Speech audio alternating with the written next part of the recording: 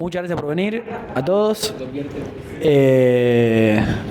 Nada, es temprano todavía, la noche es larga, van a pasar bastantes más cosas por acá, pero para empezar nos parecía que estaba muy bueno volver a presentar este libro que se reeditó justo ahora en junio. Se llama Redondos, ¿a quién le importa? Biografía política de los redondos, por Perro Sapiens, que son estos tres muchachos. Nacho, Agustín y Ezequiel, muchísimas gracias por venir. Nada, la coyuntura aprieta un poco para hablar de los redondos, para hablar del indio, pero creo que aprieta más que por lo que pasó el fin de semana pasado, aprieta por lo difícil que se hace cada vez más pensar en la posibilidad general siquiera de una contracultura, de algo que escape a los regímenes comunes y corrientes de circulación de cultura en general. Así que particularmente por eso me parecía relevante esta charla. Así que bueno, primero bienvenidos. Gracias. Y después, bueno, para empezar les quería preguntar un poco ¿Cómo encaran una investigación así? ¿Cuáles son quizás los presupuestos metodológicos que hay que usar necesariamente para investigar una obra de este tipo, un fenómeno de este tipo, si es que lo tienen? Y por otro lado, de la mano de eso, ¿cuáles son los presupuestos metodológicos que ustedes creen que tenían los redondos para armar toda su obra en general? Bueno, el micrófono...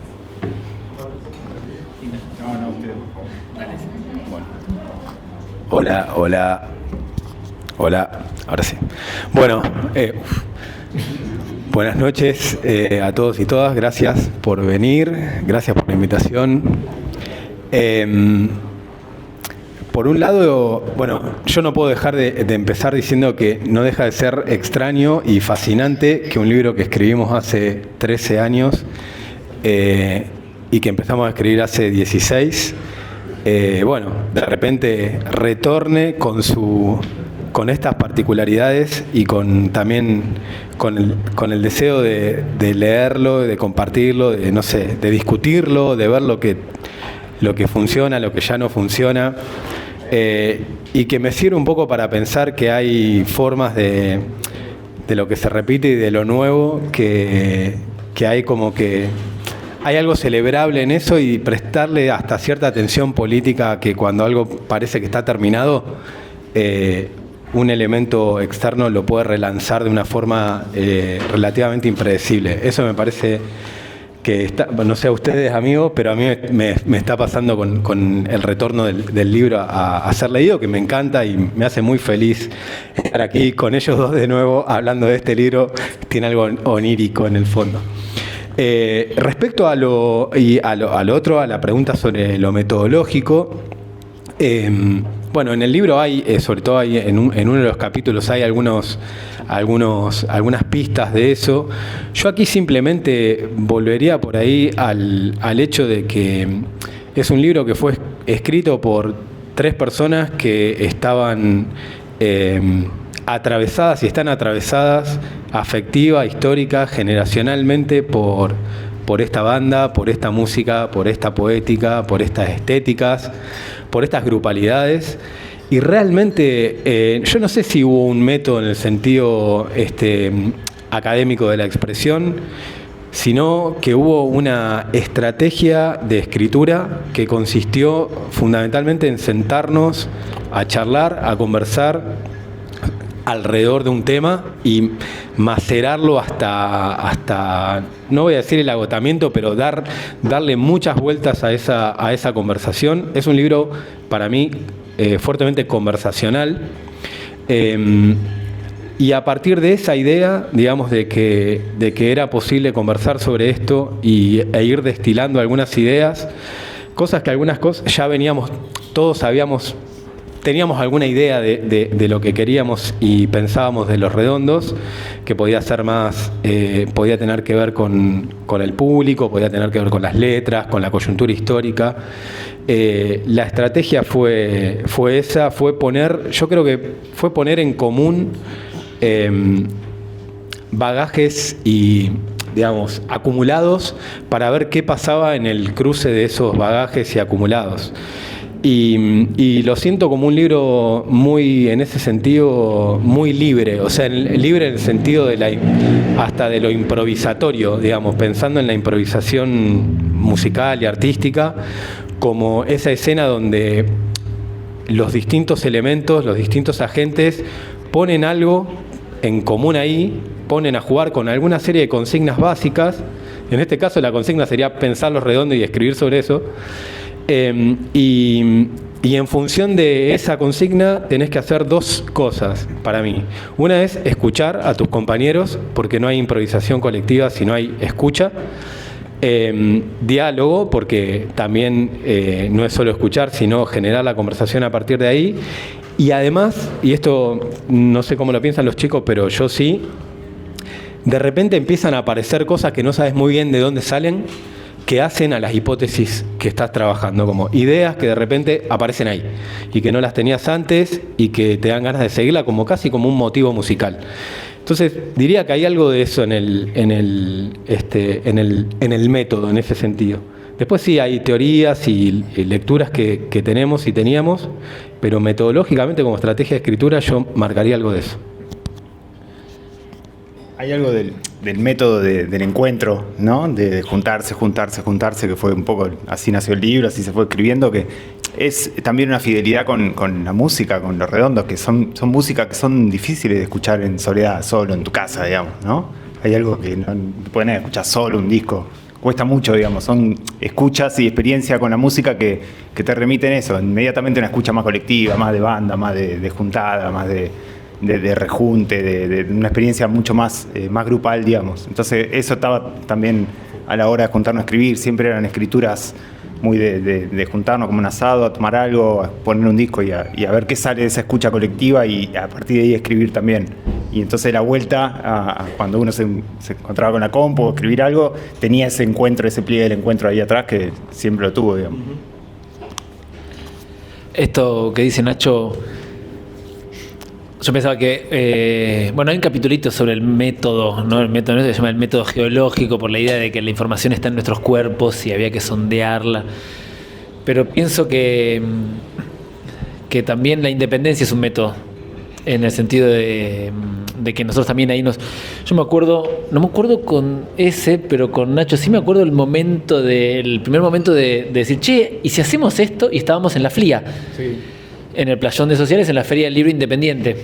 Y Los Redondos son como una especie de ícono de la cultura independiente, del ideario independiente, toda una tradición en la que abreva incluso después lo que se llamó el autonomismo y tal. Y para el pensamiento también cabe pensar la figura de la independencia, ¿no? No tener que pedir autorización, ¿no? Para existir, para ser, para que una idea sea, para que una intuición sea. Y después esto de la soledad me parece re piola. Nosotros jodíamos con que el método había sido un método de asados, o sea, prender fuego, sí, a fuerza de asados. En otro contexto económico, ¿no? O en los años felices, ¿no? En los años en que podíamos criticar al kirchnerismo con una tranquilidad nostálgica actualmente. Pero esto de la independencia creo que está en relación con la cuestión de la soledad, y escuchaba que decías, bueno, no es difícil escuchar solos, y está tematizada la soledad, ¿no? En El ángel para tu soledad, solos y de noche, hay algo como el indio como un outsider total, ¿no? Como que Los Redondos tenían algo de irse, de armar una soledad a donde poder encontrarse de otra manera, ¿no? Como sacándose del cuerpo ciertos pesos, y creo que también algo de eso fue nuestro modo de laburar. Total. Agregaría una última cosita a todo esto que me sigue pareciendo hermoso del libro, y es que no es una adición de 3 personas que sumaron un capitulito cada uno. o varios capítulos cada uno. Todos los textos están escritos a partir de los resultados de esos asados, grabados, los registros de esos asados, o una parte, y sobre esos textos escribir y reescribir en una circularidad justamente redonda, en un método redondo de escritura, que era hacernos pasar a los tres por todos los textos varias veces.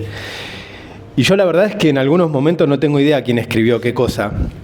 Y me parece alucinante esa, no sé, parece muy autocelebratorio, pero lo quiero celebrar porque haber alcanzado una manera de decir en la cual vos podés no reconocerte y sin embargo formar parte, me parece que también tiene algo de lo que decían los chicos de esto de lo que decía Nacho de la grupalidad y de la soledad. Hay algo muy, muy hermoso en ese gesto. Y creo que ahí también hay algo de lo metodológico que está bueno considerar en pensar qué quiere decir escribir colectivamente sobre un fenómeno colectivo. Creo que también puede ser una pista para pensar la escritura. Y además, sí, para seguir avanzando, ¿no? Como en la misma, confluyen acá también, si los redondos son una gran conversación, confluyen acá conversaciones nuestras con otros amigos. De hecho, hay artistas invitados en el libro que son amigos que suman ideas, suman textos, son invitados a esas jornadas de encuentro de laburo. Entonces, como que ahí se va ramificando en una red, que es un poco una manera de nombrar y de definir una especie de nosotros con mayúscula, un nosotros generacional. Muchas definiciones tiene ese nosotros, pero bueno, es parte de eso, ¿no? Como los redondos también fueron ahí una gran pedagogía de esa manera de laburo y de esa manera de armar red, de armar conversación, de armar trama, de pensar ahí, y eso un poco eso, en conversación con ellos también, digamos, con la banda. Sí, tal cual.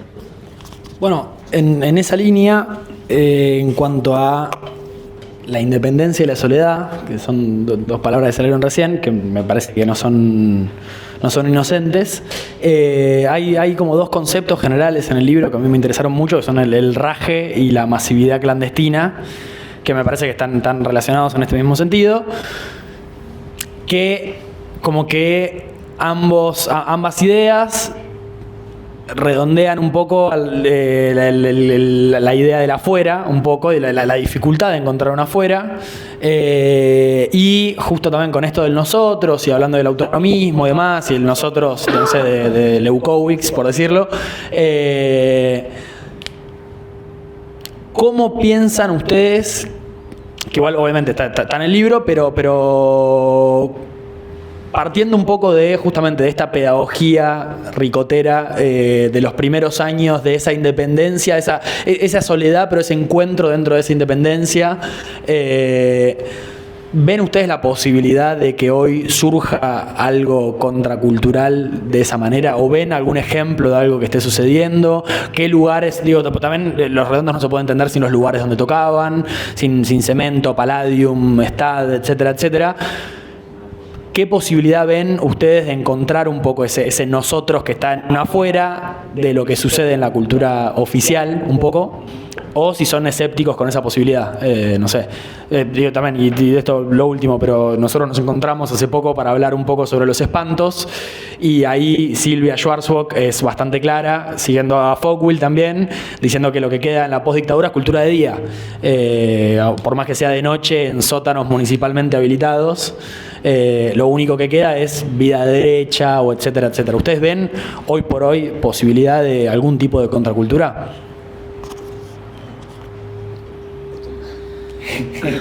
Complicada. Sí, o sea, obviamente no vamos a responder a esa pregunta, ¿no? A Schwarzbach, a mí me encantó el libro, pero para mí se le escapan los redondos. No, sí. Bueno, sí, esa era otra pregunta que tenía también.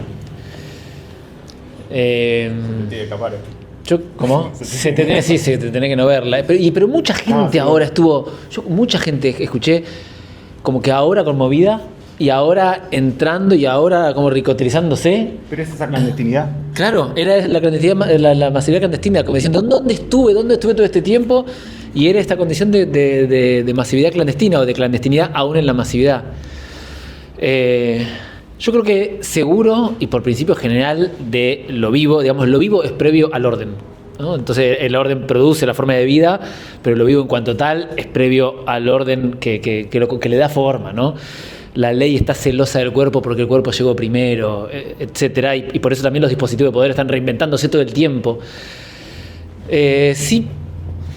Pienso que Los Redondos, y sobre todo en su origen y la tradición que ellos como que maquinizan, era la de, bueno, la contracultura, el margen, lo subterráneo, como propio todavía de la sociedad disciplinaria y de la dominación vía el encierro, y entonces hay que estar afuera y hay que romper, como una emancipación de cuño rupturista y una resistencia de cuño como marginal y subterránea.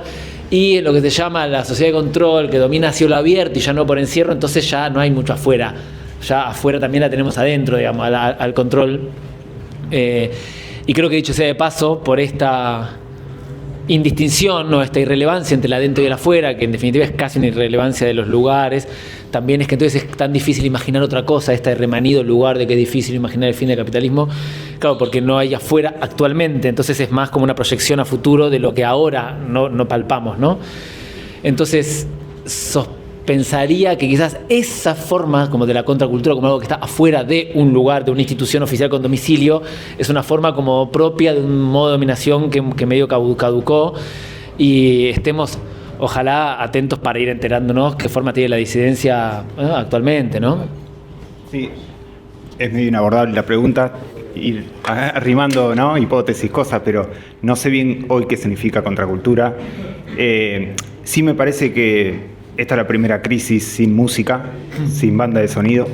Eso sí, me parece algo inédito, que hay que pensarlo bien.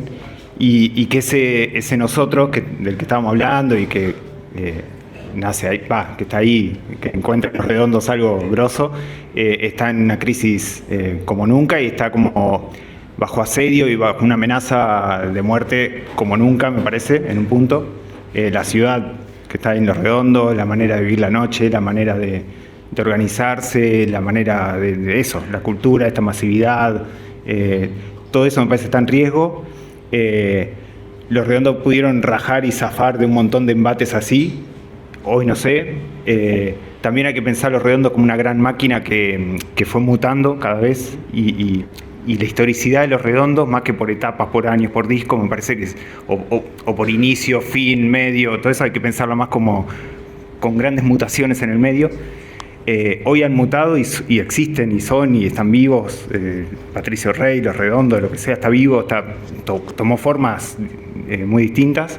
Hay cosas, y podemos mencionar después, qué sé yo, podemos ponerle ejemplos sin nombres, pero hay cosas donde se ve algo vivo de eso, pero es, más que nada es un llamado a investigar eso, investigarlo sin esas palabras y esas herencias de cómo nombrarlo, de qué salir a buscar. Me parece que es pura investigación, pura curiosidad, y eso también es una enseñanza del método solariano, de pura curiosidad, pura investigación, y que en los nervios de la época hay más información, bla, bla, bla, que ya sabemos la cita. Pero me parece que esa pedagogía es un método de laburo, es un método de percepción, y es una gran enseñanza política que nos dejó el Indio y Los Redondos, y que me parece que hay que ponerla en juego para responder preguntas así, ¿no? Porque...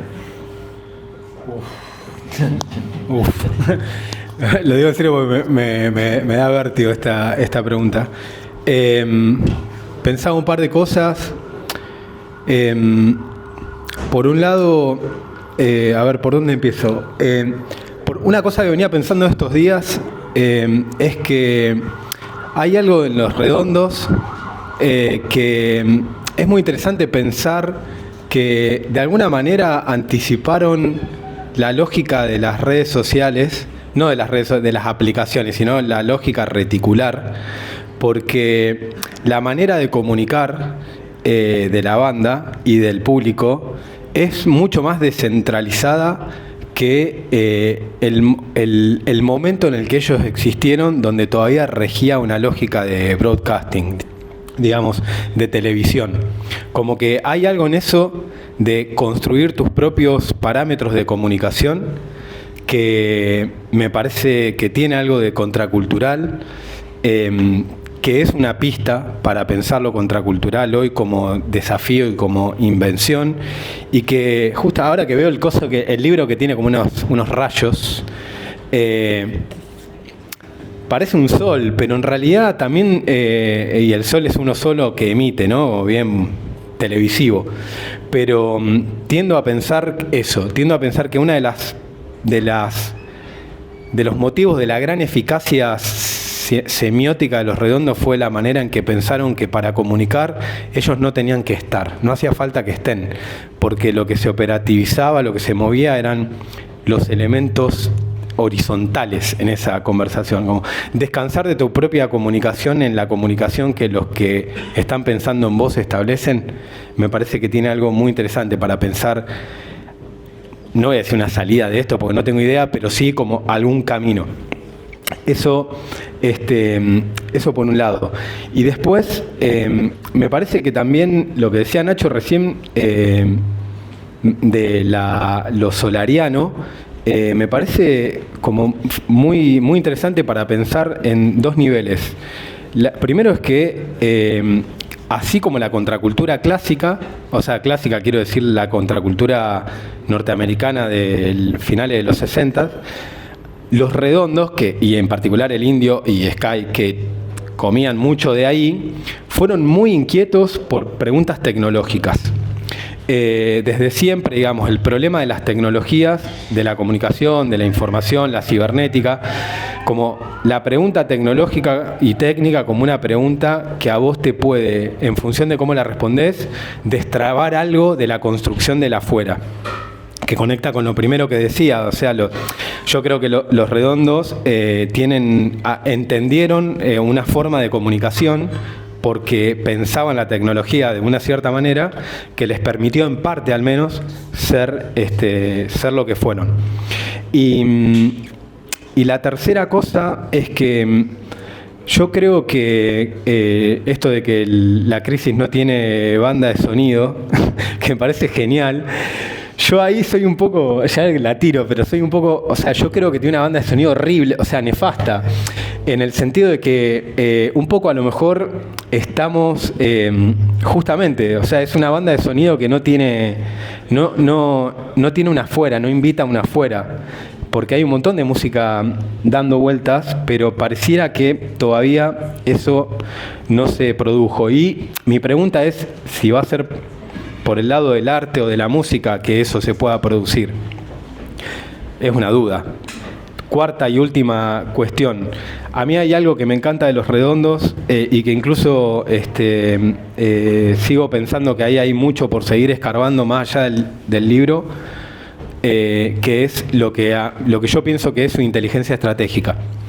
Y cuando pienso en eso, en la inteligencia estratégica, pienso en cómo armaban los shows, cómo pensaron su producción musical, cómo pensaron sus intervenciones políticas, cómo se relacionaron con el público, qué habilitaron y qué no a ese público, cómo dejaron hacer cosas que estaban fuera de su control, cómo construyeron incluso una economía de todo eso. Ahí hay algo interesante para pensar políticamente nosotros. ¿Qué clase de infraestructuras necesitamos hoy? ¿De qué se pueden componer? Y yo tiendo a pensar a Los Redondos como una infraestructura. ¿Qué infraestructuras necesitamos para poder pensar una fuera de esto? Porque ya por fuera de Los Redondos, pero mi intuición es que estamos en un momento donde sentimos que no hay afuera, porque todas las infraestructuras en las que existimos y atravesamos son del enemigo. O sea, no tenemos infraestructuras propias e incluso a veces siento que no tenemos un pensamiento infraestructural propio. Y me parece que ahí tenemos, cuando vos no tenés salida, ahí es donde se siente la imposibilidad de salir. Y esa infraestructura pueden ser bares, pueden ser las telecomunicaciones, la red cloacal, o la energía nuclear, o sea, pueden ser escalas muy distintas.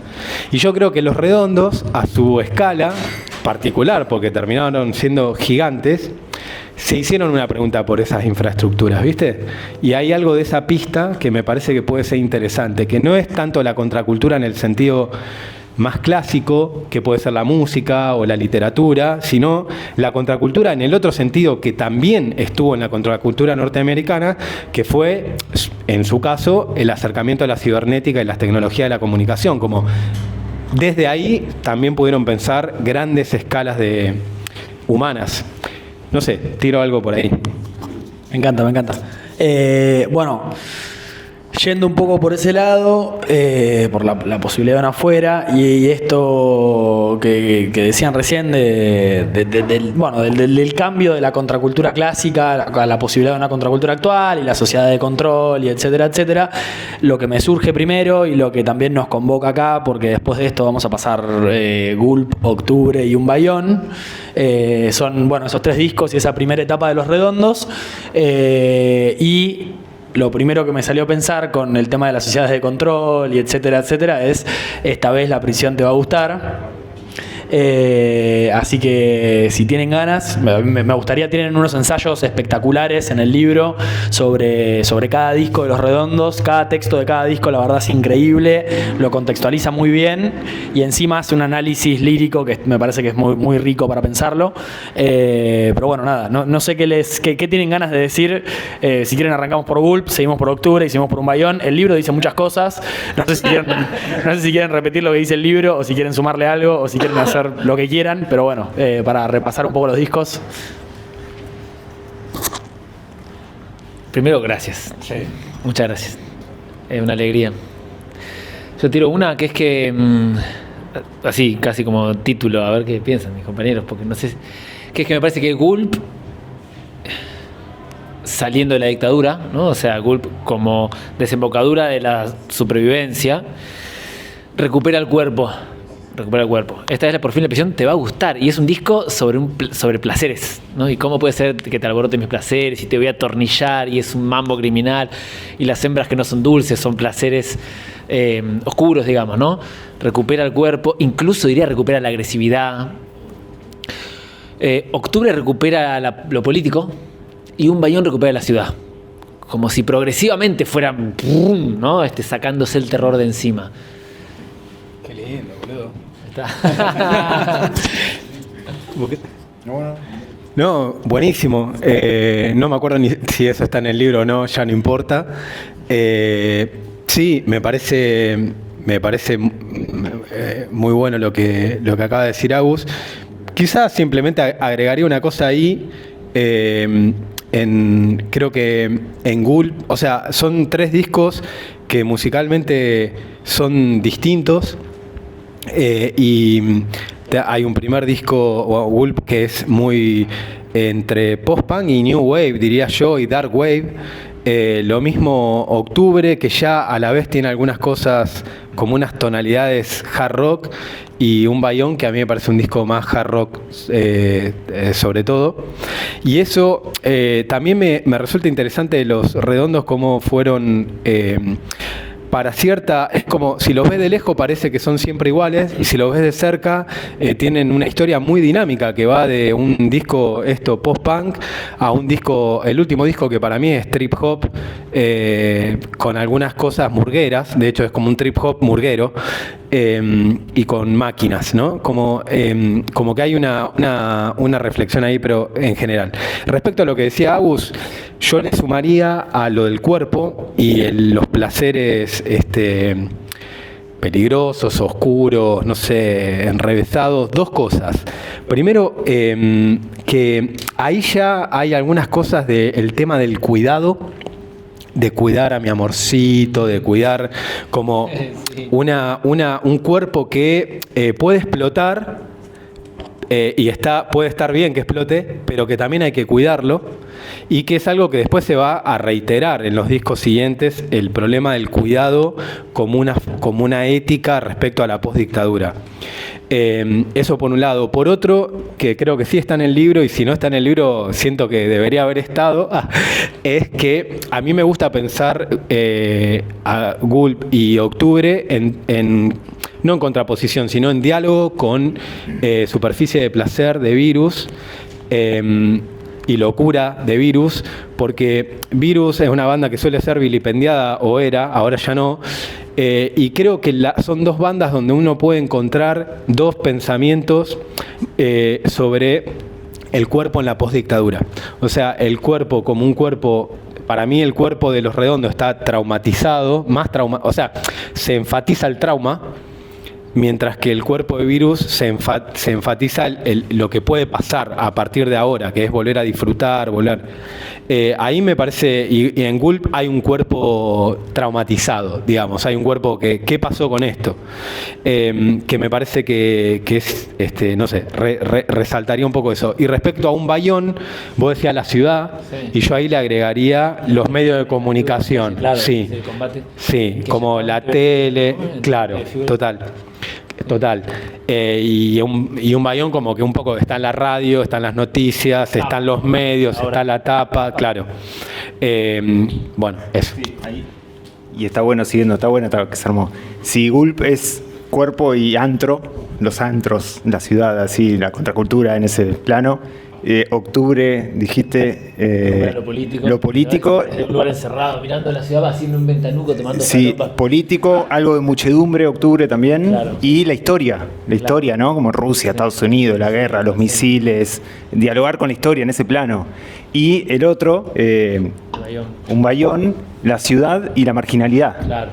Entonces, como que hay un recorrido ahí entre los tres que se arma, que está bueno. Y ahí es importante lo de la marginalidad en un Bayón, porque es el primer disco que empuja a Los Redondos a un vínculo y una alianza con los nuevos públicos, con los pibes, con el conurbano, con una marginalidad que para la época fue muy disruptiva, y donde Los Redondos terminan de rajar de esos 80 y ese antro y esa contracultura y encarar este nuevo público, esta nueva fase, y donde ahí nacen Los Redondos, digamos, claro. Los Redondos que todos conocemos y que a mí más me gustan, nacen ahí, y que es eso, es esa alianza con ese nuevo público, con esa marginalidad urbana, con esa cosa de incluso criticando y rajando de ese under y naciendo otra cosa, en una alianza ahí insólita, de las mejores de la historia, digamos. Me contaban ayer que Rocambole dijo que en Palladium 86, que es el ciclo de presentaciones de octubre, empiezan a darse cuenta que empieza a venir otra gente. Claro. Y que al toque se dan cuenta y lo afirman, digamos, ¿no? Y después viene Lanús, los microestadios, después obras, todo eso, pero el tercer disco es como consagratorio en ese plano de que se acerca a una muchedumbre marginal, y hay algo ahí cambia la banda, trenes, calles, ciudad, movimiento. Pensando con Charlie, ¿no? Que decían no. Exactamente, y el próximo movimiento va a ser conquistar lo federal, que es el país, que es de ahí hacer un rock del país y un rock con país, como dicen mi amigo Lea, que el rock del país y rock con país, en el sentido de lo que queda después es seguir. Y ahí, ¿no? Como se arma una línea que está buena para... Total, sí. No, agregaría que... por las ganas de hablar, pero la Guerra Fría, que recién vos lo mencionabas, de Estados Unidos y... en octubre, que también hay un clima de Guerra Fría que yo creo que termina en Queso Ruso y en Nueva Roma, digamos, como el fin de la Guerra Fría, que en ese primer bloque de Los Redondos también está muy presente pensar la geopolítica desde distintos lugares. No, eso simplemente, como que hay lecturas en distintos niveles, ¿no? Ahora que ya que estamos, el cuerpo, la política, la ciudad, las telecomunicaciones, la geopolítica, eso. Ahí, quizás para ir cerrando el recorrido, me sale pensar... Esto que dicen de como de rajar un poco de la clandestinidad, al mismo tiempo el concepto que usan, que me parece muy rico para pensar en Los Redondos, del raje en el libro, también sale de Vamos las Bandas, y si bien creo que hay, como también dicen en el libro de Masacre en el Puticlub, que ya no se puede pensar más desde el Puticlub, hay que salir afuera, pero al mismo tiempo, una vez que Los Redondos se hacen masivos, también hay como un segundo raje de la masividad y una lógica justamente como medio clandestina de no anunciar los recitales, manejarse más desde el boca en boca y demás, o sea, no terminar de abrazar esa masividad, que termina desembocando en, que también lo nombran en el libro al final, en la estatización de Los Redondos. Entonces, no sé, quizás un poco lo que quería preguntarles es cómo leen quizás las últimas no sé si las últimas derivas del indio particularmente, pero del fenómeno Redondos en cuanto a ese raje que era tan fundamental del fenómeno en un primer momento. Y también cómo lo leen hoy por hoy después del fin de semana anterior. Está bien, pasó una semana, no pasó nada, pero ¿cómo lo pueden ver a futuro? Porque, no sé, leía a alguien que decía que probablemente ahora el tema que toque Taylor Swift cuando venga a tocar en River, en vez de tocar de música ligera, va a tocar jijiji, que sería un destino horrible para el indio. Pero bueno, ¿qué posibilidad hay de leer ese raje cuando la gente que proponía ese raje ya no está, no solo los Redondos, sino también el indio?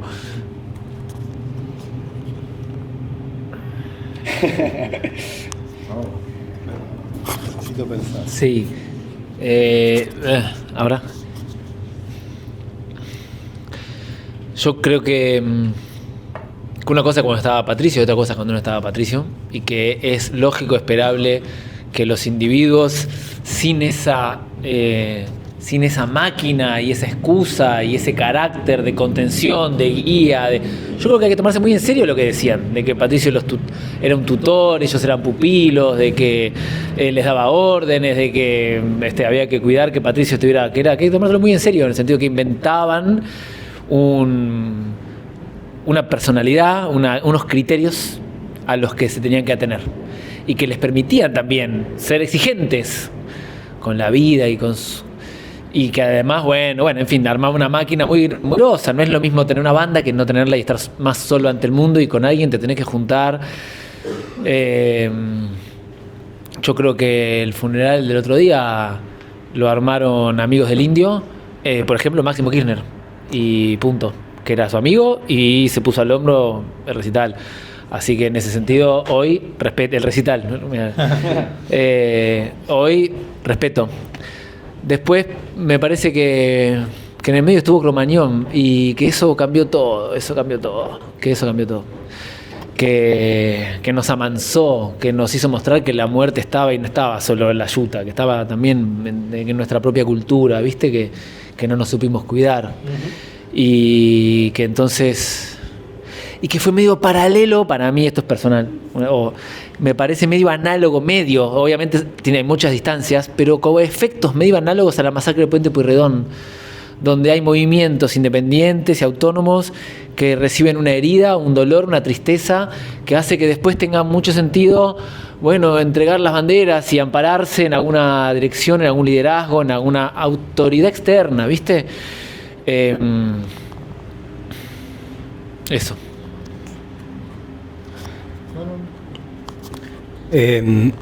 Yo pensaba un par de cosas. Primero, una pequeña deriva, pero que la vengo pensando desde el domingo pasado y esta es la ocasión para decirlo, que es, y creo que incuba muchas lecciones. Yo creo que una cosa que me flasheó del domingo, pero en general, como me cayó la ficha el domingo, en realidad, estando ahí en Villa Domínico, por un momento pensé, si toda la gente había, ¿no? El quilombo que había, que a la vez, o sea, por momentos era una fiesta, por momentos era un funeral, por los momentos era... O sea, fue muchas cosas eso, no fue solamente un funeral en un sentido clásico, fue una celebración. Fue también mucha gente llorando y lloramos mucho, muchas veces. Bueno, una montaña rusa de... Sí, se pudo celebrar. Y acá viene el punto. Estando ahí, viendo en medio de toda esa gente, pensé, si el indio se moría de golpe, o sea, si porque ahora está la comparación con Bowie, ¿no? Y en realidad es errónea, porque Bowie, nadie sabía que se iba a morir, y se murió. Y después retrospectivamente se pudo leer su último disco y el video de Lazarus como, mirá, el chabón nos estaba diciendo algo, pero loco se murió en seco. El indio, Bowie, o sea, tengo un pin de Bowie ahí, quiero decir, lo amo como el indio amaba a Bowie, además. En cambio, el indio, que en muchas cosas yo creo que se parece a Bowie y lo miraba mucho, pero tuvo la elegancia, decíamos con Paz el domingo, de preparar su muerte. ¿Y por qué me parece una genialidad? Porque el otro día en Villa Domínico yo pensé, si el indio se moría de un momento para otro, nos volvíamos locos. O sea, toda esta gente se vuelve loca en serio, o sea, loca, colapsa su aparato psíquico, a eso me refiero. Y yo creo que el indio consideró eso en su propia muerte y me parece de una grandeza descomunal. Haber pensado, yo no me puedo morir, o sea, le tengo que decir a esta gente que dentro de un par de años me voy a morir, me tengo que ir preparando. Cantando. Tengo que ir haciendo temas que preanuncien mi muerte. Tengo que hacer un recital donde ya no esté y esté mi holograma. Tengo que ir desapareciendo. El indio fue desapareciendo de distintas maneras. Y eso me parece una enseñanza para la política gigante. O sea, gigante. Me parece increíble y ojalá podamos aprender algo de algo que siempre estuvo en el corazón de los Redondos y del indio, que fue un pensamiento sobre la muerte, y un pensamiento sobre lo finito. Eso me parece increíble. Esa es la primera cosa que pienso. La otra ya me abrumé con mis propias ideas y no puedo...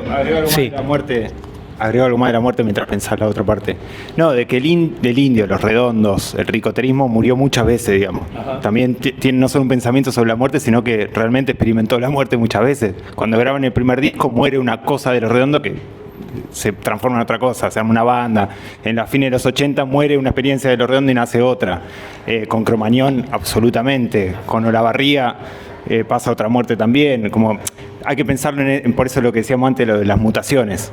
Son mutaciones que va teniendo el animal, la máquina esa que se armó, y me gusta pensarla más por ahí. Y ahora, bueno, también, como que queda y cómo sigue, bueno, es una nueva mutación, esta vez definitiva, porque bueno, no está el gran portador de esto, el indio, digamos, sabemos, pero bueno, ¿para dónde va? ¿No? No, ya está. No, yo solo una cosita muy chiquita, como coda lo que sea ese, que no sé si viste, no sé en qué entrevista hace poco, quizá la última que dio, el indio dice algo así como que no le teme a la muerte, que no le teme, y que le gustaría morir como un jugador de póker que cuando ya están todos medio bebidos se levanta y se va sin que siente interrumpir el juego. Sí, total. Es el final de la biografía. Que me parece, qué bueno que lo traigas, boludo, porque lo que me pareció muy bueno de eso es porque él dice sin incomodar como esta idea de que va a seguir habiendo juego, o sea, así confiando en que no van a ver sus cartas también. También, total. Y además, sí, aparte de toda la lógica paranoica del indio de pensar la vida como un juego de póker, ¿no? Que es para otra charla, pero alto paranoico el indio en ese sentido. Pero esta idea de que qué bueno que lo trajiste, porque me emocionó mucho cuando lo leí en su momento, de que hay juego después, o sea, y que uno tiene que jugar sabiendo que uno no es la última mano, o sea, eso me parece que te reordena todo, boludo, te reordena la política, te reordena la ética, te reordena tu cotidianeidad, y hay algo de eso que bueno, eso, que estaba en él y está en los Redondos y nada, salud. Bueno, muchísimas gracias, un aplauso fuerte.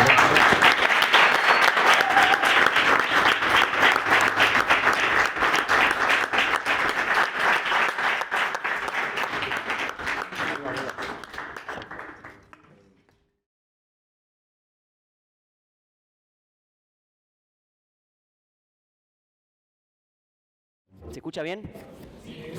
Bien, antes de arrancar un poco la charla con Julio, quería decir un poquito, comentar un poco dónde estamos, en qué contexto.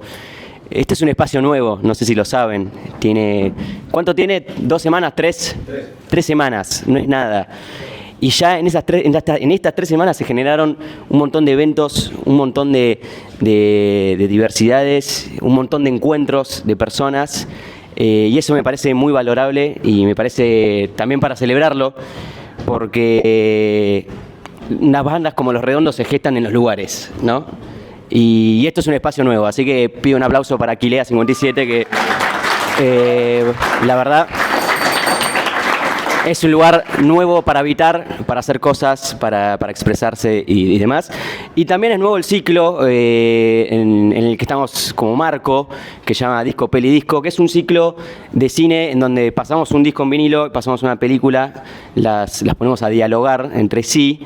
Y hace tiempo queríamos hacer una fecha de Los Redondos, pero bueno, el contexto vino a traer otra cosa. En principio iba a ser una película de Herzog, que sabíamos que al Indio le gustaba mucho ese director, y tiene mucho que ver quizá con su propio arte en algunas cosas, pero con esto, digamos, con lo reciente, con el contexto nuevo, que creímos que necesitábamos algo que lo represente más, que lo retrate mejor, tanto a él, al Indio, como persona, tanto al personaje que todos nos construimos de él mismo y tanto como la gente. Y llegamos a 2 documentales que curiosamente, en principio no lo sabíamos y nos enteramos ahí viendo un poco los créditos e investigándolos, los dirigió el señor Julio Leiva. Así que les pido por favor un fuerte aplauso a Julio que vino. Ponete, lo usamos así como micrófono. ¿Ahí se escucha? ¿Sí? ¿Se escucha o no se escucha? A ver. A ver.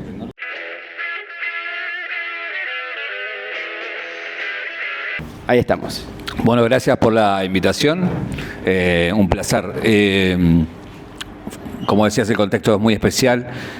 Desde la noticia de la partida de Indio, creo que hablé solamente con la red de un amigo, no hablé del tema, porque fue muy conmovedor para mí, para la gente cercana. Pero me parecía que bueno que había que poner contexto y hablar un poco, porque esta forma de recordarlo es la forma de mantenernos vivos, sobre todo, y de celebrar su obra, ¿no? Bueno, si te parece, empiezo por el final. Dale. ¿Cómo te encontró la noticia y cuál fue la primera sensación? Fue una muy particular porque estaba con un tema familiar de salud y demás. Me agarró en una clínica, con lo cual el contexto ya mío ya era por abajo, ahora está todo bien. En ese momento era más de incertidumbre. Y nada, entonces no sabía si era algo personal o lo que había pasado que me conmovió mucho. Y después, bueno, cuando ya se solucionó eso y ya estaba ya más atento a lo que estaba pasando y demás, ahí me fueron cayendo las fichas de todo. Y si bien él ya venía hablando hace años de esto, hizo canciones, hizo discos, como que nosotros éramos lo que no queríamos darnos cuenta, pero igualmente así, si bien calculo que más de uno habrá imaginado este desenlace, creo que todos nos sorprendimos y nos conmovimos por la gente, ¿no? Lo que sembró en la gente y lo que dio la gente, ¿no? Uno tiene que ir a la historia argentina y son muy pocos los funerales que son así de multitudinarios y de tanto amor. Creo que eso fue conmovedor hasta para gente que no lo conocía, que no lo escuchaba, y también lo que decía la gente, ¿no? Cómo tocó cada vida, cómo atravesó cada vida. Yo creo que el Indio nos habitó de alguna forma y nos hizo crecer algo en nosotros que sin él no hubiera crecido. Yo lo digo porque soy un pibe que era del conurbano y que creció escuchando su música, y mucho de la idea de lo que fue mi futuro y de hacia dónde miré tuvo que ver con haberme cruzado la música de Los Redondos. Si no me cruzaba la música de Los Redondos, quizás hoy sería otra cosa. ¿Y cómo te la cruzaste? ¿Cómo fue ese pibe, ese Julio de pibe que un día dijo voy a ver a Los Redondos? Fue muy loco. Yo hice un texto en Instagram, pero muy corto, pero el texto, obviamente después por obvias razones, que en Instagram no entra un texto muy largo, contaba un poco más en detalle de cómo había pasado eso. Yo creo que tenía 12 años, entré a un negocio en mi barrio y el pibe estaba escuchando Los Redondos, estaba escuchando Queso Ruso, escuché esa letra y dije, ¿qué es esto? Me impactó y le dije, ¿qué es esto? Me dijo, Los Redondos. Y dije, ¿me lo prestás? Bueno, me dijo, y me prestó un cassette, en ese momento un cassette, me lo llevé a mi casa, lo escuché. Eso era a principios de los 12 años, cuando me estaba egresando de la primaria a los 12 años, mi guardapolvo ya tenía esta imagen de Octubre. Sí. y a los 14, bueno, toda la carpeta de mi secundaria había una imagen icónica en los 90 del Indio que estaba como en cuclillas y con el brazo así. La tuve toda mi secundaria, esa foto pegada en la carpeta, y a los 14 años no le podía decir a mi mamá que iba a ver a Los Redondos a Huracán, entonces elegí decirle que iba a lo de un amigo, y mi primera rebeldía fue ir a ver a Los Redondos en Huracán, y cuando llegué dije, no, mi mamá me mata, si no me matan acá, mi mamá me mata. Pues, fue medio eso, y nada, y esa cosa que un poco lo decía en el posteo, la primera sensación de adrenalina que yo sentí, de que se puede ir todo al carajo, pero está buenísimo, la sentí ahí, y fue un show donde también lo decía, la teatralidad que tenían Los Redondos y esa cosa mágica que tenían, me hacía ver a mí como la primera vez que veía magia sin estar frente a un mago, digamos, ¿no? Como había una cosa ahí muy entre circense, teatral, musical y mística, que hacían un combo, que lo recuperé años después en Gualeguaychú, cuando los vi haciendo la pajarita. Dije, esto era lo que a mí me gustaba. Cuando los tipos se subían arriba del escenario eran otra cosa, y realmente eran otra cosa.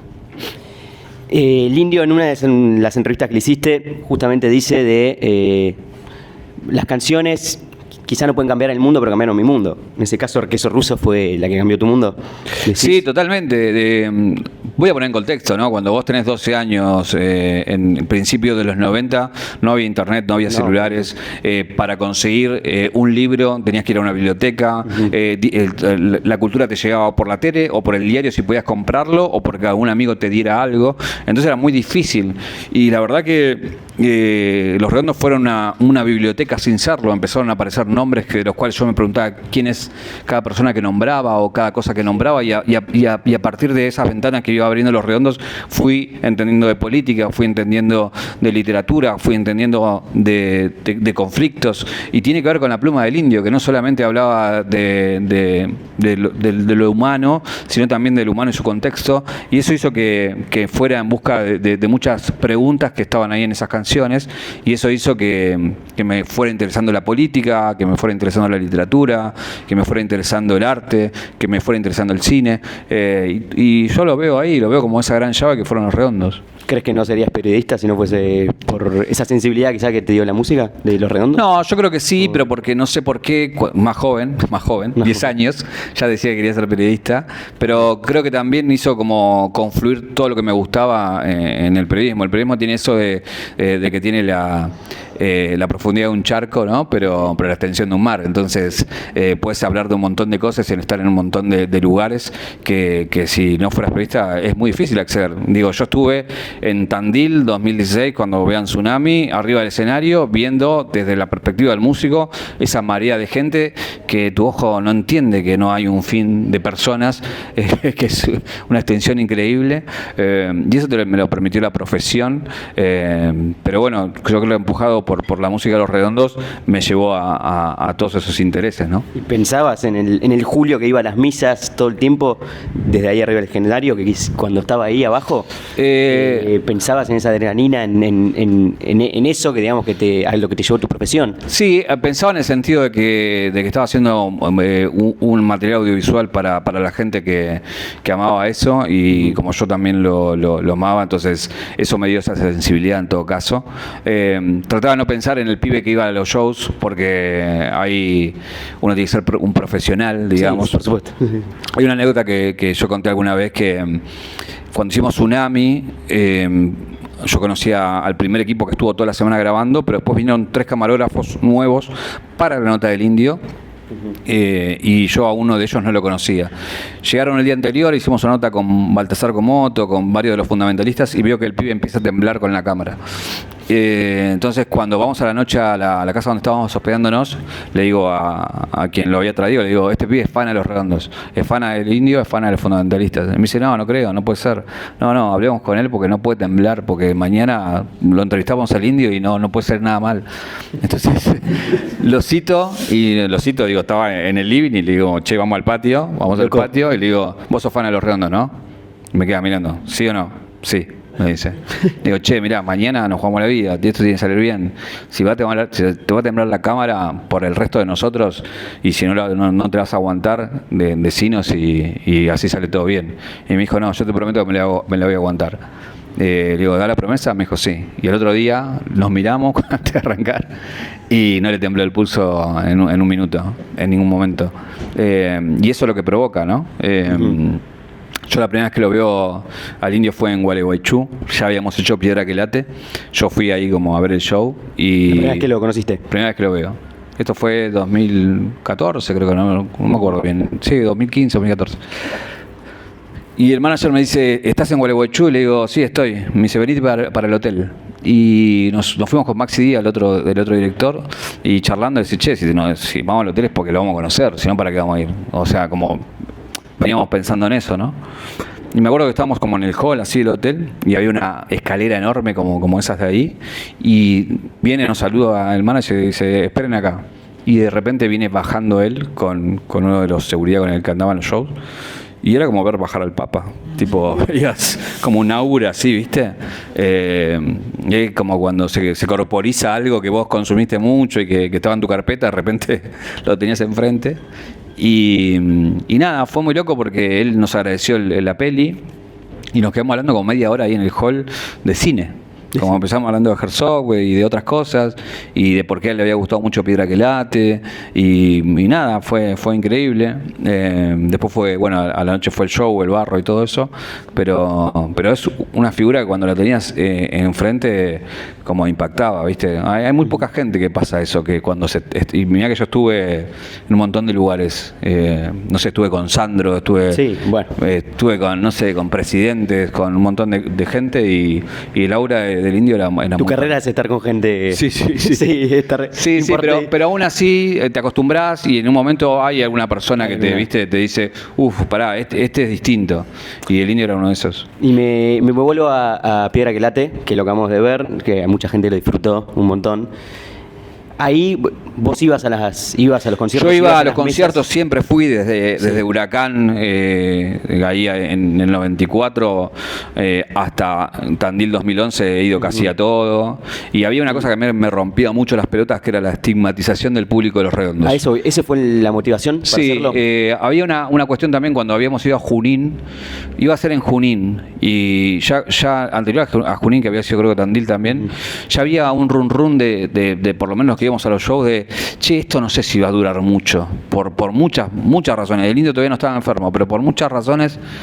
Una bola de nieve. Sí, esto puede ser que en algún momento se corte por algo y esto hay que mostrarlo y hay que mostrarlo del lugar del cual nosotros disfrutamos, de ir con amigos a parecernos lo más que podamos a nosotros mismos, porque hay una cosa que pasaba en esos lugares que en cada ciudad a la que iba, que había como una sensación de libertad. Vos veías al pibe que estaba de traje en la oficina ahí, descolocado, diciendo lo que él es y lo que él ama y sin ningún tipo de ataduras, y ese tipo de cosas se veía mucho. Entonces, no fue Junín también fue así como complicado, dijimos, che, tiene que ser Tandil. Y fuimos a Tandil, me acuerdo que éramos 4 amigos que nos planteamos esto, nosotros nunca habíamos hecho nada en audiovisual, yo había hecho tele, pero nunca dirigido nada, y nada, con los ahorros que teníamos, alquilamos un camarógrafo, y con una sola cámara hicimos todo ese docu. Y con algo que hoy visto es gracioso, porque en nuestra fantasía decíamos, che, vamos a hacer un video, un documental, donde vamos a mostrar todo lo que no muestran de la misia del Indio, los fundamentalistas. El Indio lo va a ver, le va a gustar, y el principal problema que tenemos nosotros que es la música. No puedes hacer un documental de música sin la música del artista. Y eso tiene copyright. Entonces decíamos, lo vamos a hacer, el Indio le va a gustar y nos va a ceder los derechos de la canción. En nuestra fantasía. Y pasó eso. Y el documental, ¿qué querías demostrar y sobre todo a quién? Porque hay algo de querer retratar justamente lo lindo que tiene toda esta ceremonia. Contra esta había una cosa con el Indio que era la escasez de imágenes. No había imágenes. Ahora es muy común ver mucha imagen del Indio, pero hasta 2011 por ahí estaba solamente el del papel picado, la nota de él con barba, estaba la conferencia de prensa lo barría, y después algunos videos en mala calidad, que hoy reflotaron muchos, pero no había nada en buena calidad y no había notas de él. Entonces, un poco nuestra idea era dejar un registro de algo que era histórico para nosotros y desde el lugar que nosotros creíamos que debía ser. Y también un poco decía, che, los hijos de estos pibes tienen que ver el día de mañana qué veían sus viejos. Y lo loco de la cuestión es que yo fui papá hace 3 semanas y sin saber hice un docu para mi hija también. Gracias, para que vea lo que a mí me hizo feliz. Entonces me parece que había un poco de eso, dejar testimonio de algo que fue feliz para mucha gente. Cuando vamos a los testimonios de Piedra que Late, hay una diversidad enorme, desde familias enteras, desde jóvenes, amigos, de la gente que vive, que se mueve económicamente con el indio, el tipo que vendía remeras que dice yo como con la cara del indio. Así, frase hermosa. Y hay un testimonio en particular que no es de la fecha, no es del día del show, que es de un chico que que hoy ya varios lo conocerán, que es César González. ¿Por qué decidiste incluir ese testimonio? Porque había ciertas caras conocidas, estaba Mario, estaba Lalo, estaba Bonadeo, de gente cercana, conocida, que le gustaba el indio, y nos parecía que se representaba de alguna manera a un sector enorme del público del indio que podía contar cómo a él lo transformó, escuchar Los Redondos, a él lo transformó en una celda, y después hizo que él saliera y fuera un escritor prominente, un lector también con una gran carrera, pero creíamos que él era alguien que podía poner en palabras mucho de esa transformación y mucho como en un contexto difícil la música puede cambiar tu mundo. Entonces, en ese momento era un joven César que recién arrancaba, hoy ya es un artista y un autor consolidado y de lo mejor que tenemos en nuestro país, pero de alguna manera venía a representar eso y nos parecía valioso, ¿no? En ISPA, ahora que hicieron unos pequeños videos de pequeños documentales, me gusta llamarlo, aparece César ahí en Villa Dominico, cosa que me parece como un... Sí, sí, también me parece que de alguna manera muchos de los testimonios que estaban ahí venían desde distintas perspectivas a mostrar el amor que había por su música. Por eso en cada show que vos ibas del indio, sobre todo en la etapa de fundamentalistas, podías ver al pibe que juntó los mangos y como del tren que se coló para llegar o para volver, hasta el que se iba al Hotel 5 Estrellas y se sacaba la corbata para ponérsela en la pera y disfrutar con los amigos. La chica que rendía un final en 2 días. Sí, total. Y después fue muy loco porque con ese documental en particular muchos esos testimonios como que a mí me iban llegando como información de ellos. Che, se recibió, che, tal se fue a vivir a no sé dónde.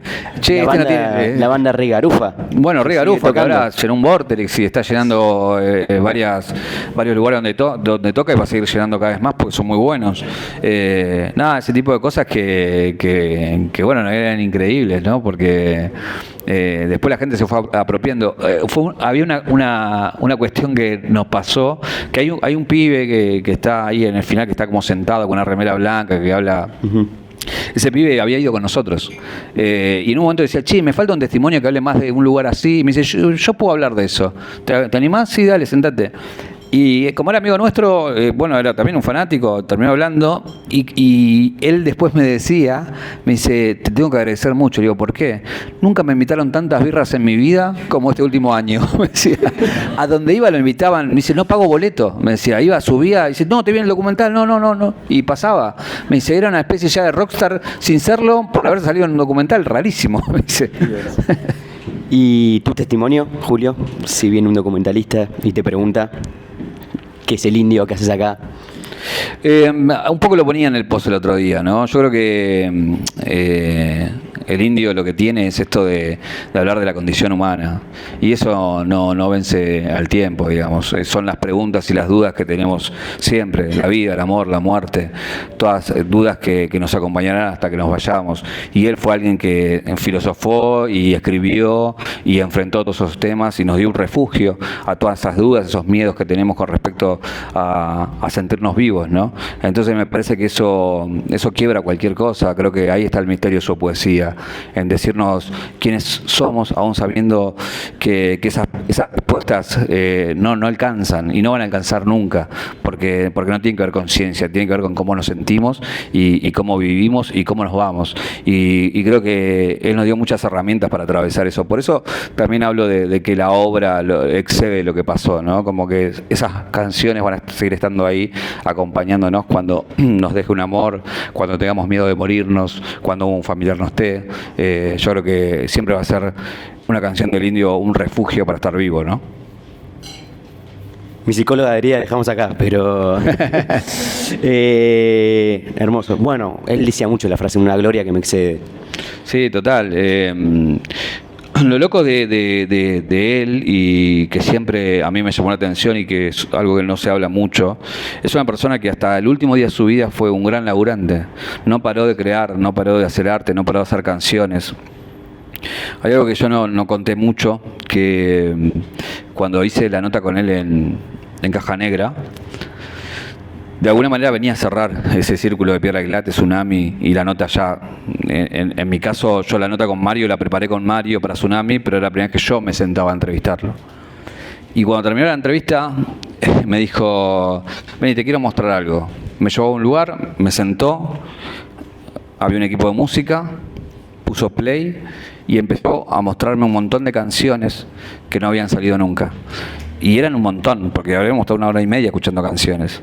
Y fue muy loco eso, porque de repente él estaba al lado mío, parado, cantando, bailando, explicándome por qué hizo eso, o por qué entró tal guitarra en tal momento, o por qué esa frase. Y yo no podía creer, tipo, para mí era como estar en un sueño. Y así de generoso era, ¿viste? Tenía esas cosas, conmigo fue muy generoso, muy generoso. Qué lindo. Sí.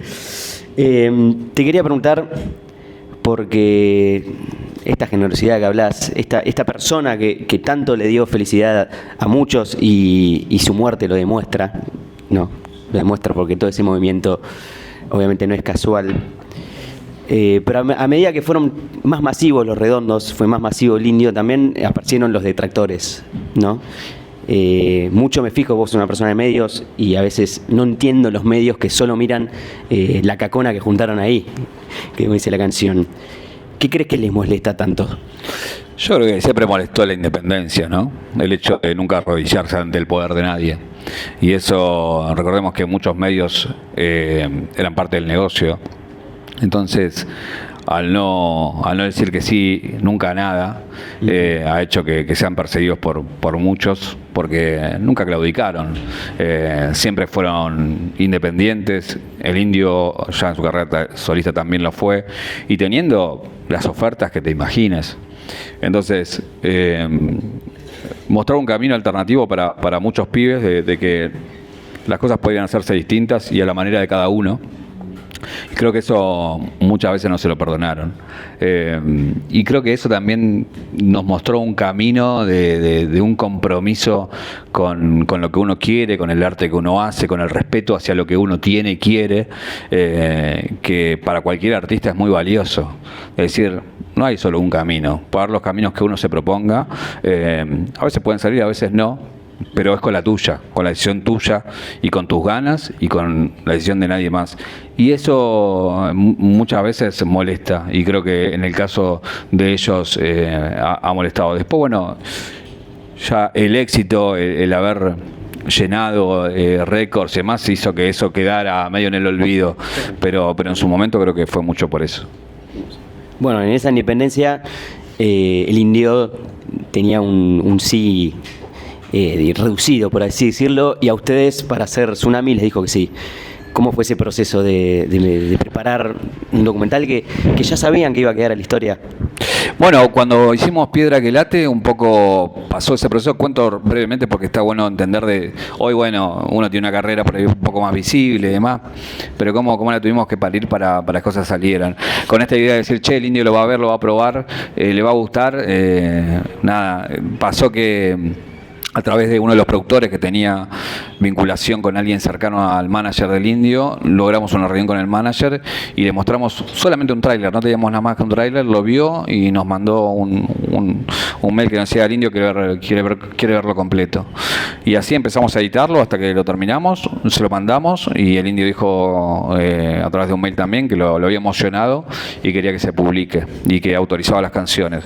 Finalmente hicimos Piedra que Late, Las Vueltas a la Vida hizo que yo trabajara en Vorterix y por propuesta de ellos también querían que sea en Vorterix el estreno, así que en 2013, 2 años después, terminamos estrenando en Vorterix Piedra que Late. Y en el año, a fines de 2015, voy a una reunión con Mario y me siento ahí en su oficina y le digo: Mario, para mí es el momento de proponer al Indio hacer un documental con él en cámara. Esa es una idea tuya. Sí, y la nota la tenés que hacer vos. Y él me dice: no, la tenés que hacer vos, o Damián Jiménez. Yo no, le digo: no, la nota la tenés que hacer vos porque ya tenés un nivel de confianza con él que nadie lo tiene ahora. Y creo que hoy nos va a decir que sí. Me dijo: bueno, a ver, probá. Así que mandé un mail y ese mail vino con respuesta, bueno, charlemos. Empezamos a hablar, varias reuniones, hasta que finalmente dijeron, estamos para hacerlo. Y no podemos creer. Así que nada, fuimos primero al ensayo, fue en El Cielito, que es un lugar icónico donde grabaron Los Redondos, donde ensayaron Fundamentalistas, y después nos fuimos una semana antes a Tandil a grabar toda la previa del armado, y la nota fue un viernes anterior al sábado que tocaban.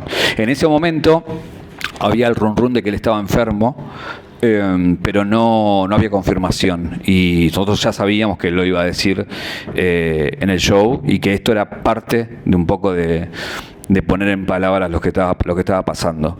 Y hay una cosa que no muchos se acuerdan, que no solamente había muchas sospechas de qué tenía o con qué estaba enfermo, sino que mucha gente decía que no estaba enfermo, que era parte de una movida marketingera, publicitaria y demás. Bueno, él finalmente en la nota habla de la enfermedad, y hay una anécdota que también la he contado alguna vez, que en la previa, yo lo veo a Mario, él llega para la nota el viernes y nos tenemos una reunión, veníamos con mail cruzando, preparando la entrevista y demás, porque yo necesitaba que siguiera un guión de entrevista para poder machear con todas las imágenes que habíamos grabado. Y él me dice antes de la entrevista, ¿qué hago? ¿Voy despacio o voy con todo? Y nosotros no sabíamos si esa entrevista iba a durar 10 minutos, media hora, 1 hora o 3 horas. No sabíamos. Era en el hotel donde estaba parando. Entonces, yo le dije, no nos quedemos con ganas de nada, anda con todo. Y yo sé que si se va la entrevista, vos le vas a poder traer de nuevo a su origen. Entonces, a los 10 minutos, el indio se quiebra y tuvimos que parar. Yo me acuerdo que estaba en la cámara que daba a Mario. Y Mario, cuando se para la entrevista, me mira. Voy a hablar con él y me dice, te dije, no había que ir con todo. Y yo le dije, tranquilo que lo vas a volver a traer. Y bueno, pasó que como la nota se paró como 10 veces. Iba y paraba, iba y paraba, y así se fue haciendo, y duró como 1 hora y media. En Tsunami debe haber creo que 40 minutos de nota, y creo que la mitad está fuera. Y fue una nota muy emotiva. Recordemos que es la primera vez que él hablaba en cámara después de esos 2 episodios que hablé antes. Era la primera vez que ibas a ver al indio en 4K, era la primera vez que iba a ver sus gestos en primer plano. Había un peso histórico, la enfermedad, todo eso. Y recuerdo que terminó la nota y mi productor, alguien de seguridad que estaba de él y otra persona más, salieron al balcón a llorar. Fue tan fuerte que salieron a llorar, y yo recuerdo que dije, está grabado, todo ok, perfecto. Nosotros veníamos una semana sin dormir de tanto grabar, veníamos ya como súper quemados. Quedó la nota. Y una anécdota que nunca conté, que nosotros estábamos parando como en unas cabañas. Y estamos tan dados vueltas, ya tan cansados de tanto trabajar y de tanta grabación, que me acuerdo que fuimos a dejar el material a la cabaña. Y después dijimos, che, mañana tenemos todo el show, va a ser día largo, vamos a cenar y después volvemos. Nos fuimos a cenar, y cuando volvimos teníamos todas las puertas abiertas de la cabaña. Y yo dije, entraron, nos robaron el material.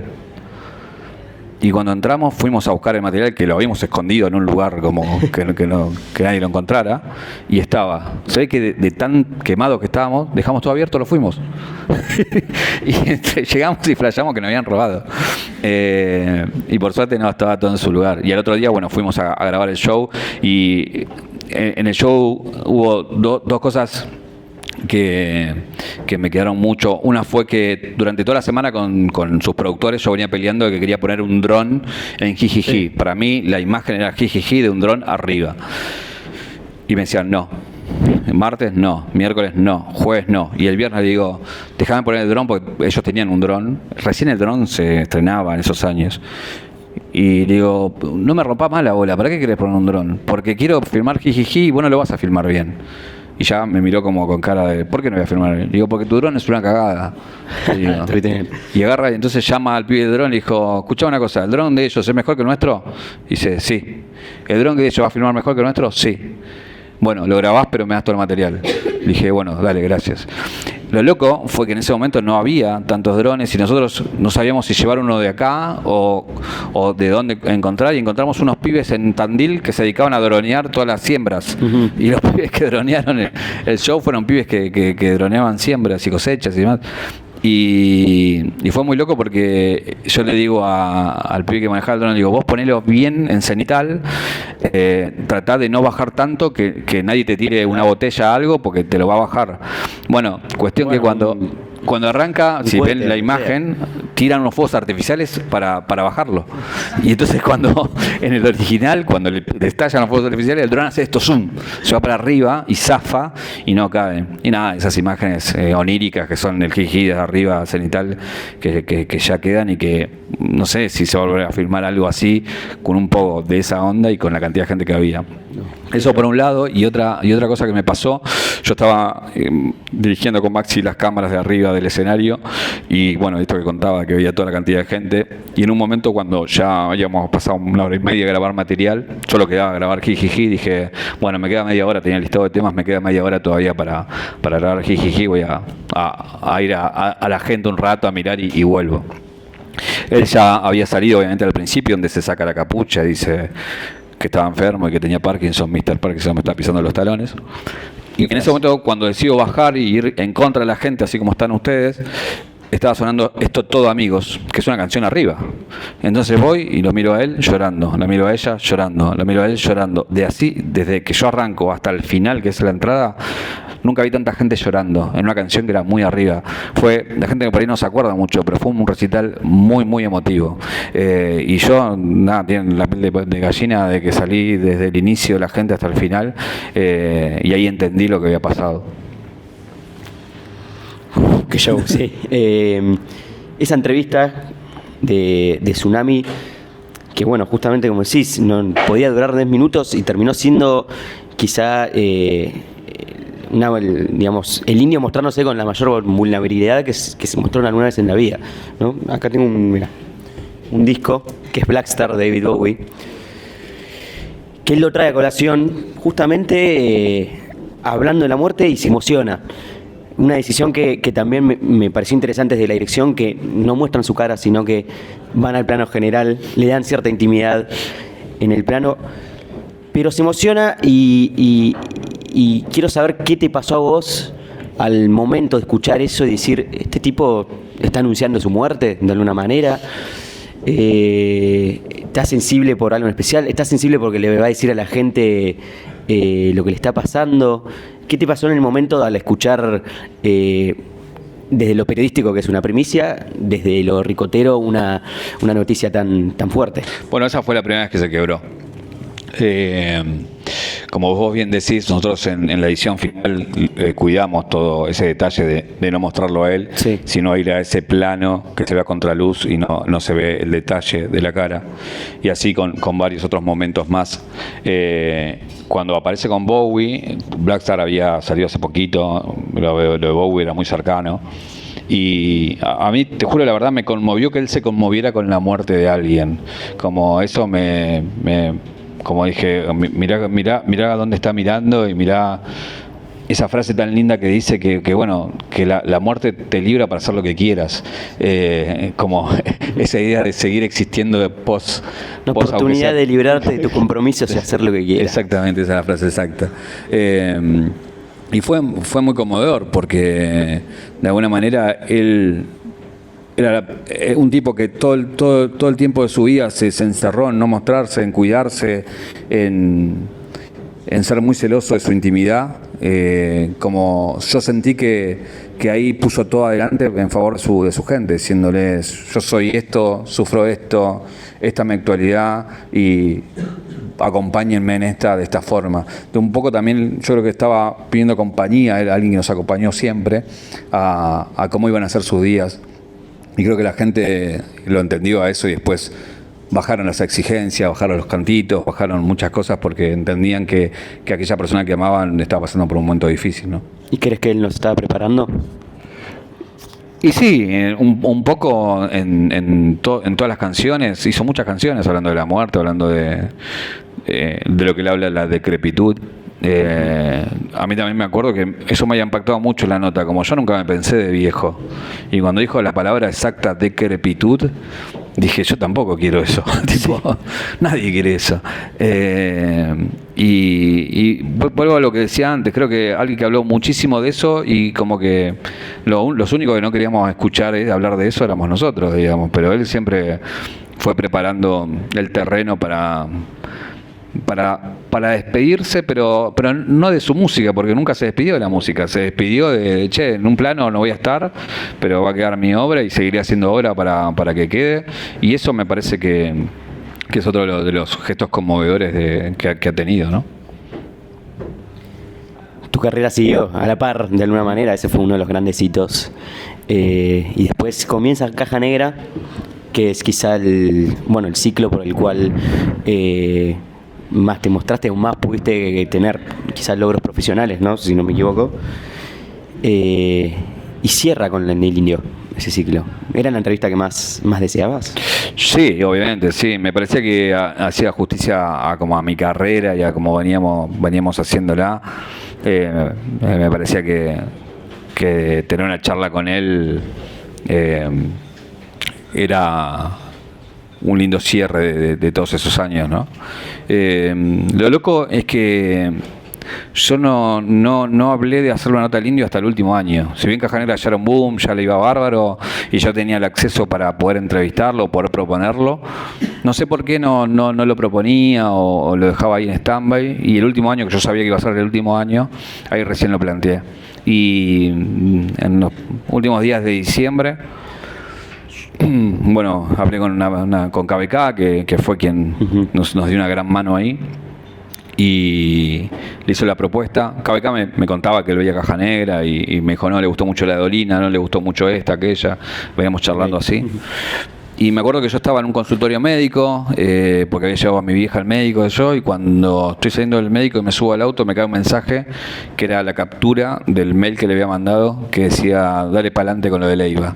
Y me acuerdo que ese posteo subí esa foto porque se me puso la piel de gallina y me saqué una foto, y a mí siempre me llamó la atención que me siguiera conmoviendo, ¿viste? Después de tantos años, de haber hecho documentales, de mucho camino recorrido, como no me pasó con ningún entrevistado de Caja Negra. Y bueno, así fue que combinamos la hora, el día, el lugar, y bueno, fuimos allá a Luz Bola. Y un poco lo que destrabó el tema de la nota es que nosotros le planteamos hacerla a contraluz, tomando el ejemplo de Tsunami y esa imagen a contraluz. Le dijimos, vamos a Luz Bola y lo hacemos en contraluz, y que no se vea nada, y que lo que sea importante es lo que se dice, no lo que se ve. Y bueno, eso hizo que aceptara, y quedó esa cosa. Si bien en la nota de Caja Negra es el estudio de él, y está la ventana, y la ventana atrás hay unos árboles, y esos árboles queda como medio un espacio, queda como una galaxia, no sé, que es raro el efecto que hacen los árboles. Y me acordaba de eso, de los árboles, porque la última foto que sacó es con ese árbol rojo que también está ahí en Leluar. Y nada, entramos como a su lugar, a mover todo lo que él tenía y armar el set, y después que terminó la nota volver a poner todo en su lugar. Y hay una cosa que yo me acuerdo que le dije a los chicos que fuimos, que digo, no toquen nada, porque es como un museo. O sea, hay una colilla de cigarrillo, hay un agua, es un museo. Entonces nadie toca nada, y nadie tocó nada, obviamente. Y fue muy gracioso porque Emi Collado, que es un realizador que viene laburando conmigo hace años, laburamos en Filo, y él renunció una semana antes. Y él es muy ricotero y muy fana, y es un gran realizador, y era pieza clave de mi equipo, y bueno, había renunciado porque quería hacer otras cosas y demás. Y él es de Lincoln, se había ido a Lincoln, y lo llamo y le digo, che, Emi, salió la nota con el Indio, ¿te venís? Y se vino.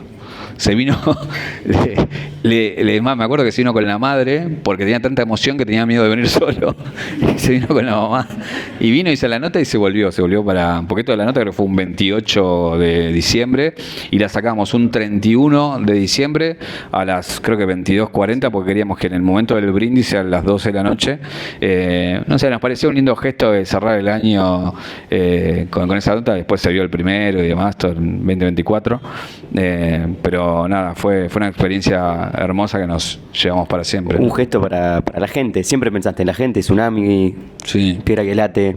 Sí, me acuerdo que fue una discusión interna, porque mucha gente nos decía que no era un momento para estrenar una entrevista así, que había que elegir un horario y un día especial, y no en el momento que toda la gente estaba cenando. Y yo le decía, mirá, a mí me parece re lindo que haya gente que esté sola en su casa, que no tenga con quién brindar y esté viendo la entrevista y termine brindando con el indio. Me parecía como lindo, ¿viste? Y de hecho recibimos un montón de mensajes de personas diciendo, che, me salvaste el fin de año, che, qué lindo haber podido compartir esta nota cuando estaba solo trabajando o solo porque ya no tenía familia o lo que fuera. Así que mucha gente todavía, de hecho ahora con el contexto en el cual estamos, me escribió como todavía agradeciendo eso. Bueno, el indio fue quizá uno de los mejores compañeros para la gente. Sí, yo hablaba mucho de eso, ¿no? Se habla poco de él como compañía, ¿no? Pero fue sobre todo eso, compañía en los mejores momentos y en los malos momentos, ¿no? Cuando un corazón se rompe, estaba la música del indio ahí para acompañarte, cuando había una pelea estaba la música del indio ahí para acompañarte. Bueno, él mismo le dice, yo no escribo sobre la felicidad, ¿no? Ya la felicidad hay una sola canción, que es la felicidad, jajaja, no hay mucho más que decir, así que hablemos del otro. Y hizo canciones para todos Para la banda otros sonora expertos. de muchas generaciones, ya directamente, tu banda sonora también. Sí, total. Y un poco lo que decía al principio, ¿no? El hecho de hablar de temas tan universales haga que haya gente de 60 años, de 70, como hemos visto abuelas, hasta niños hoy en día que se siguen conmoviendo con su música.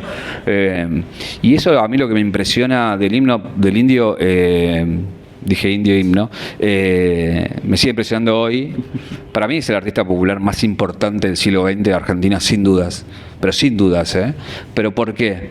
Porque de lo complejo hizo algo simple, que es conmover a la gente, siendo un tipo que se metió con la biblioteca, pero llegó al barro, siendo un tipo que conmovió al pibe que no tenía un peso y aquel que era millonario, llegó a todos los estratos sociales, a todos los lugares del país, no fue afuera porque no quiso, pero a muchos países limítrofes. Creo que ningún artista en Argentina ha logrado eso. Y después, no hablo solamente de los números, ha hecho el espectáculo con más entradas pagas, creo que a nivel mundial, si no me equivoco, o debe estar ahí. Lo otro han sido festivales, no un artista solo. Pero más allá de los récords y demás, creo que esa cosa de conmover a tanta gente y tan distinta, la verdad que es una potencia que artistas hay un montón, pero que artistas que conmuevan con esa potencia, creo que muy pocos. Vuelvo ya para ir cerrando al Caja Negra. Cerrás vos también una etapa de tu carrera ahí, en conjunto con esa nota, que trae mucha gratitud de la gente, ¿no? Me imagino. Sí, todavía sigue pasando.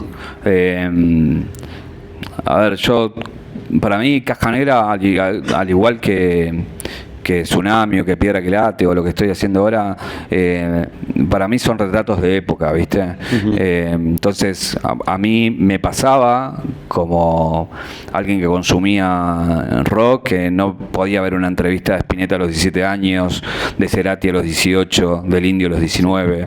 Entonces dije, voy a hacer Caja Negra para a todos estos pibes que la están rompiendo hoy, les quede un registro histórico de lo que están haciendo, para que el día de mañana, cuando llenen estadios, se vean y su fan puedan verlo, a ver cómo pensaban y cómo nacieron, ¿no? ¿Y sos consciente de eso?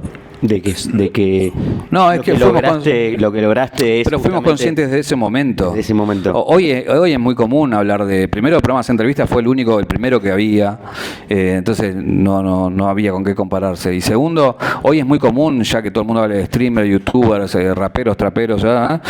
En ese momento los medios no estaban ahí, y no solamente desde el lado cultural, sino también desde muchas personas que en lo social y político también estaban haciendo transformaciones, que después, bueno, podemos hablar de si son 3 pueblos más, menos o lo que sea, pero era el clima de esos años, y queda ese registro histórico. Y a mí hay una cosa que siempre me parecía con Caja Negra, que que siempre fue auténtico, ¿viste? Siempre fue lo que era, lo que se veía ahí.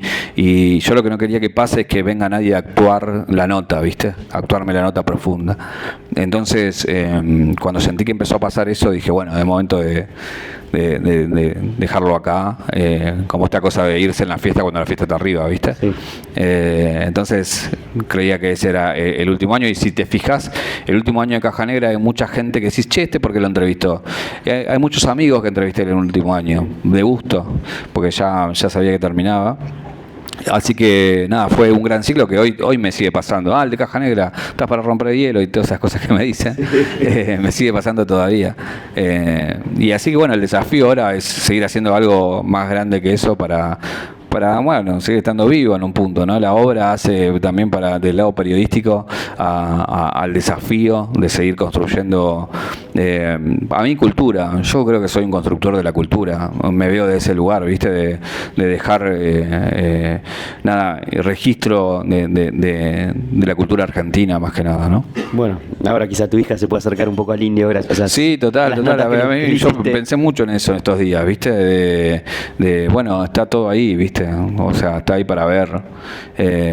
Y creo que así como me pasa a mí, a muchos, de poder ir y decir, che, mirá lo que conmovía a este tipo, mirá la gente que lo que decía de él, mirá su música, mirá sus canciones, mirá lo que producía arriba de un escenario. Creo que, ¿viste? Cuando decís, está todo ahí, no, la cuenta está pagada, digamos, ¿no? Julio, muchas gracias. Primero, gracias de mi parte y creo que de todo el mundo por las notas que hiciste, por el registro que nos diste, porque fuiste prudente en decir esto hay que dejar historia. Y te voy a agradecer también porque hay una frase que siento que estos días me acompañó y nos acompaña un poco a todos, que nos representa también como argentinos, que sale de la nota que les haces en Caja Negra, que es con la que brindas con el indio. Y te invito a brindar. Quiero contar una Sí, pequeña anécdota de eso. Cuando sale el brindis, había terminado la nota y cuando termina la nota, el brindis fue fuera de cámara. Entonces él agarra, brindamos, cuando termina la nota, listo, corten, listo, la nota acá, levanta la copa y me dice, gracioso y valientes. Y yo les echo la copa y le digo, no me puede decir esto ahora, tipo. Y le digo, claro. Indio, ¿podemos grabar de nuevo este brindis? Te deja pensando. Claro, y le digo, me dice, bueno, dale, me dice. Si ustedes van al original, van a ver que yo le digo, ¿cómo era lo del brindis? Claro. Diciendo, bueno, como lo hiciste recién, y él dice, graciosos y valientes. Y el graciosos y valientes no es de gracioso de ser graciosos, es sobre el estado de gracia. Claro. Que bueno, ahora vi que Figuera lo aclaraba también. Y esa frase quedó, y esta cosa de la frase también que dice que la muerte me encuentre vivo, que la vi muchos todos estos días. Y yo cuando la sentí en el momento, sentí esa cosa de, che, esto va a ser remera. Y fue remera. Quedó prendido su amplificador y su equipo de sonido. Sí, total, eso es increíble. Cuando vi la foto, es increíble. Y de hecho, porque también venía hablando justamente en la previa, había muchos proyectos, tenía muchos proyectos por delante. Aún así, en el estado que estaba y peleándola, seguía creando y queriendo dejar legado para su gente, ¿no? Qué grande. Te invito a brindar, los invitamos a brindar a todos. Bueno, graciosos y valientes. Gracias, señores. Muchas gracias.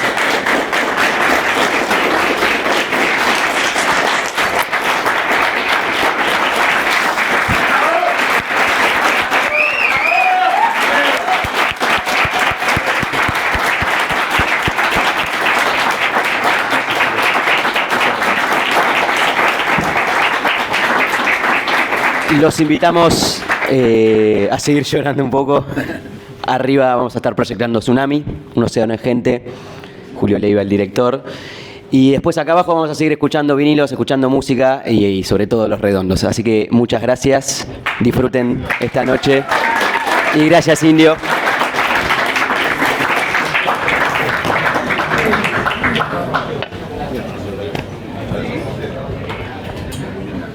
Sí, después bueno, ese paso y que sea.